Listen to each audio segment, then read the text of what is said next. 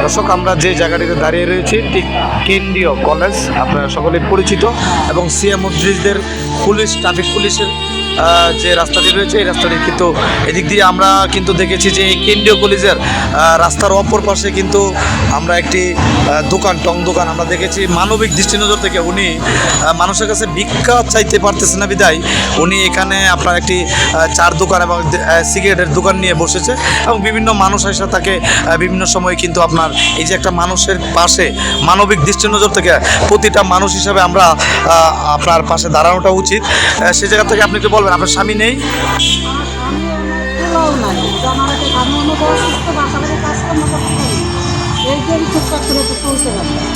এখানে মানুষের বাধা সৃষ্টি করে আপনাকে? আচ্ছা, আপনি এখানে দোকান করার পর থেকে যদি এরপরে যদি মানুষ আইসা আপনাকে বাধা সৃষ্টি করে, আপনি বলবেন যে ভাই আমি অসহায় মানুষ, আমি এখানে এই দোকানটা করে আমার দিন যাপন। আপনার কোনো মেয়ে ছেলে কেউ নাই?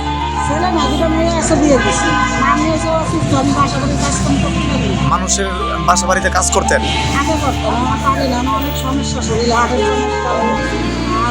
অসুস্থ, আপনার দেখেন একজন অসুস্থ মানুষ, সে কিন্তু মানে সাধারণ মানুষের কাছে কিন্তু হাত পাততে পারতেছে না বিদায় এই যে একটি সাধারণ দেখেন সিগারেট আর হচ্ছে পানের দোকান নিয়ে এখানে রাস্তায় বসে তিনি তার জীবন জীবিকা চলার যে একটি নির্বাহীর যে পরিস্থিতি তিনি আপনার শুরু করছেন। কিন্তু বিভিন্ন সময় এখানে কিন্তু দেখেন সাধারণত মানুষরা এসে কিন্তু তাকে ভয়ভীতি হুমকি দেখাচ্ছে। কেন এখানে একটা মানুষ কর্মজীবী এবং একটা মানুষ কর্ম করে খাবে, তাতে তার সমস্যাটা মানুষের কেন এই ধরনের আমাদের কিছু মানুষ রয়েছে এই সমাজে আমরা জানি, তারা কিন্তু বিভিন্ন সময় মানুষের ভালো দিকটা কিন্তু আপনার করে না। মোহাম্মদপুর কেন্দ্রীয় কলেজের যে রাস্তার ঠিক অপর পাশে কিন্তু এই যে একজন বৃদ্ধ মহিলা এবং কি তার কিন্তু স্বামী নেই, সে কিন্তু যেমনটাই বলছিলেন।